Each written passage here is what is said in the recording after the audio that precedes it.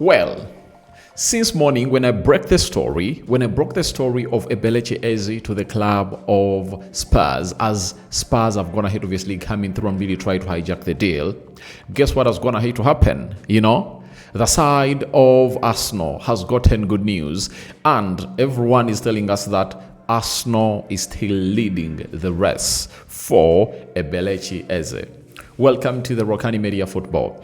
We are talking Carvajal, and we are also talking about Levi Colwill as Chelsea plan to really see whether they replace him or not replace him. Smash the like button, comment and share. If at all you're watching us for the very first time, endeavor to subscribe to this channel so as not to miss out on the stories that we do upload in here on a daily. Rokani David is my name, and hope you guys are really having fun wherever you are, and continue to subscribe because we want to hit 30,000 subscribers onto this beautiful channel that brings you your latest news and information as you want it. Now, the side of Arsenal is really one of those that is really having huge tensions in there for you, because when we resounded the here we go of Victor Gyökeres, most of you in the live chat were like, Rokani, let's get in Eberechi Eze, let's get in Eberechi Eze. And guess what?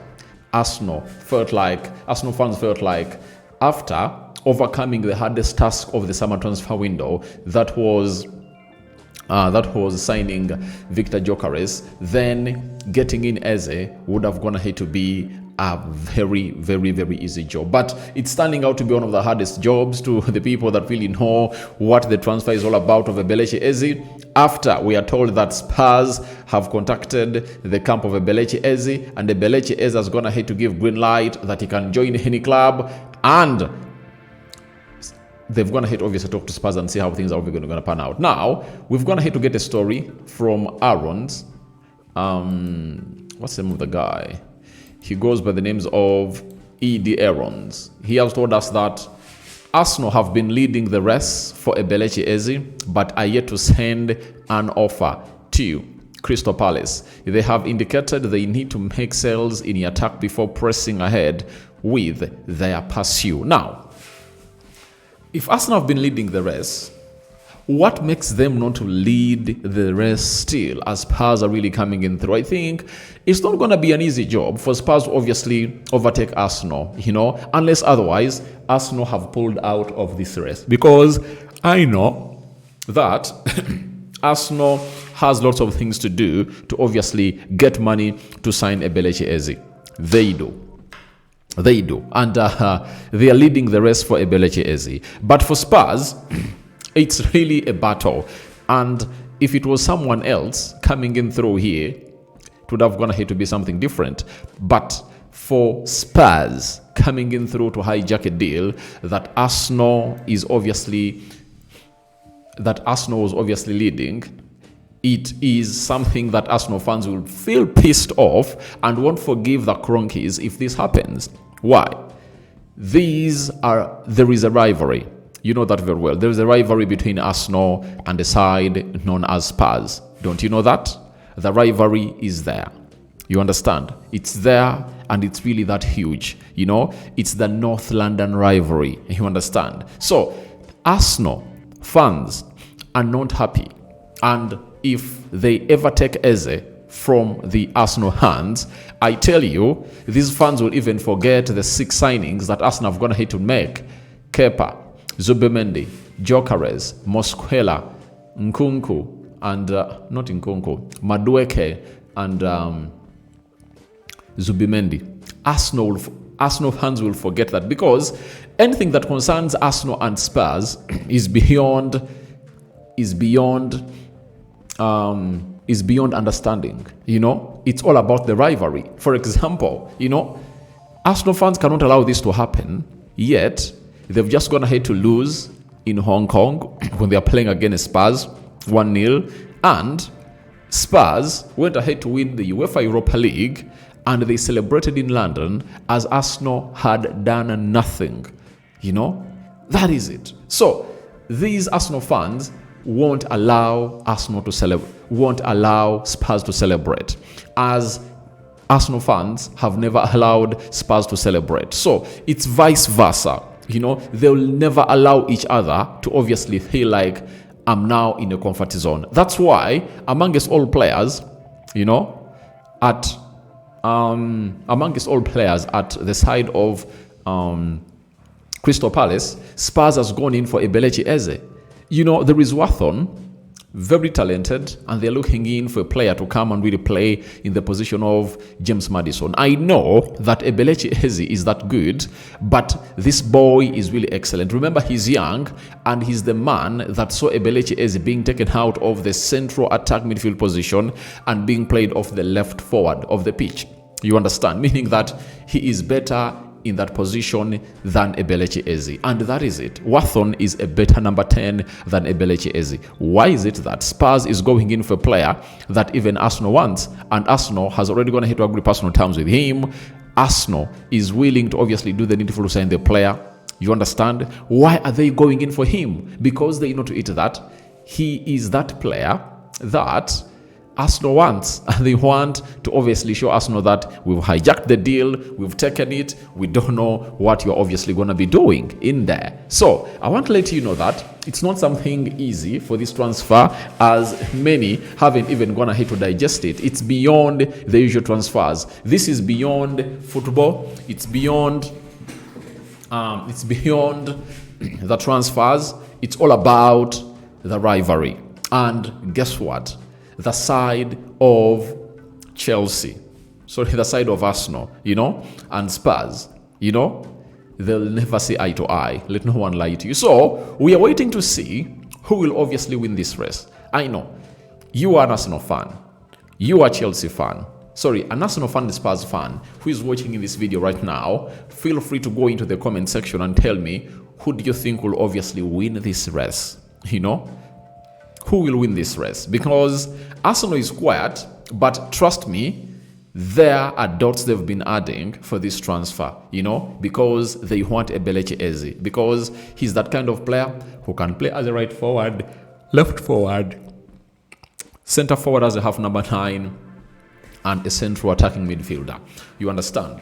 If you look at how Arsenal is really creating chances off the left, Madueke, who has been coming off the bench, has gone ahead to put in more chances than Martinelli, meaning that they need another force to obviously come in through and see to it that everything really goes on well as planned. So that is it for the side of Eberechi Eze, and Arsenal is still leading the race as Spurs throws in what we call a hijack that might or might not go through in there. Now, Abrams also added and told us the following that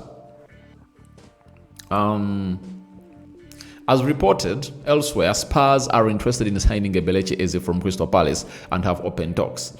Understand that Arsenal are still very keen and remain in constant contact with his representatives. They want to move players on fast before making a bid. So Arsenal, as I told you, their plan of really bringing in Eberechi, their plan is simple. They want to see to it that they sign, you know, Eberechi Eze, but they have to first move on players and obviously get in others. That's their plan. But I think they really have another way of really getting this deal done and dusted. They can. So we are waiting to see how Arsenal reacts, and I know by the end of tomorrow, there will be a reaction from Arsenal. If Arsenal doesn't obviously come out and fidget, just get to know they're so much into the deal. You know, if you see to it that Arsenal is really making quick moves, you know, of other players, then we will know that Arsenal is afraid of a side known as Spurs. But if Arsenal doesn't really fidget, I tell you what, they'll have something they've gone ahead to obviously get from Eberechi Eze that he told them, I'm not going anywhere. So that is it for the side of Arsenal and Eberechi Eze. Spurs in the mix too, and we are here to wait and see how things really pan out in there for you. So Chelsea, you know, there is what we call a Colwill, you know, Colwill injury, and I think Chelsea have gone ahead obviously put out a statement for this guy's injury, and all we've gone ahead to understand is that the lad is really having a very bad injury. If you remember the injury that Julian Timber got That's the same injury that Levi Colwill has gone ahead to get, as Chelsea confirmed that he got an interior cruciate ligament surgery. So that is really very bad for the lad. And when you look at how he played the previous season, how he played into what we call the FIFA Club World Cup, he was ready to command a starting position in that starting 11 of the England national team. That is it. Because as John Stones and Harry Maguire combination really fades out, you need these youngsters obviously coming through and within. I think he plays on the left side of the central defense, and his hugest competitor is Mark Gahey. I think Colwill has been better than Mark Gahey. Does this reduce his chances of playing in the World Cup? Yeah, that is it, because he might return towards the end of the season, and who can trust a player who hasn't kicked football throughout the season to obviously take him to the World Cup, unless otherwise luck befalls him and he comes back earlier. Now, The Athletic have gone ahead to let us know that there is no sense of panic at Stamford Bridge, and Chelsea feel no urgent need to delve into the summer transfer window market to replace Levi Colwill. And this is just self-explanatory. Does it even need to really even put in a lot of knowledge to obviously discuss about it? Because if you know, Levi Colwill is a left-sided centre-back, and Chelsea have just gone ahead to bring in Jarell Hato. You understand? They have Badiashile, who is a left-sided centre-back too. So I think with Hato there, Badiashile there, I think all that is sorted, and there is no reason as to why one will come in through and say Chelsea are in panic to replace this guy. No way. They cannot really go and obviously spend more money for this guy, because I think that it's already done and dusted. Hato in seals it. If Hato hadn't obviously gone ahead to sign for Chelsea, maybe Chelsea would have gone ahead to say we need another player. And for your information, even Marc Cucurella can play into that position very, very well. So I don't see any urgent need or sense of panic for Chelsea to obviously get into the deal of really getting in a defender, because if he returns, what are you going to do? Though the problem is, you are really having another player who has been really very solid join Fofana, who has proven to be an injury-prone player, But I think Tosin has shown that he can be there. Chalobah has proven to the manager that he's really that good. He's that player that really went ahead to impress under the era of Thomas Tuchel. Which other player do they have that plays in the central defense? Tosin, Badiashile, Hato, Fofana. Those are 4. So Chalobah. So there are like 5 players that can play in the central defense in there, and you wait to see how things pan out. Will Chelsea get stretched? That is the huge question in there for you. Now let's go to Real Madrid, right? Real Madrid went ahead to obviously see Carvajal out for 6 months, and good news is that Dani Carvajal has better and better feelings in training, and the coach staff are enthusiastic about him. So meaning that they are hugely positive about him, and they think he can obviously get everything done and dusted and out of the way. So Carvajal comes in through when his position has already seen Real Madrid sign in another player who is, I think, better than him at that position, especially if you are really considering the offensive side.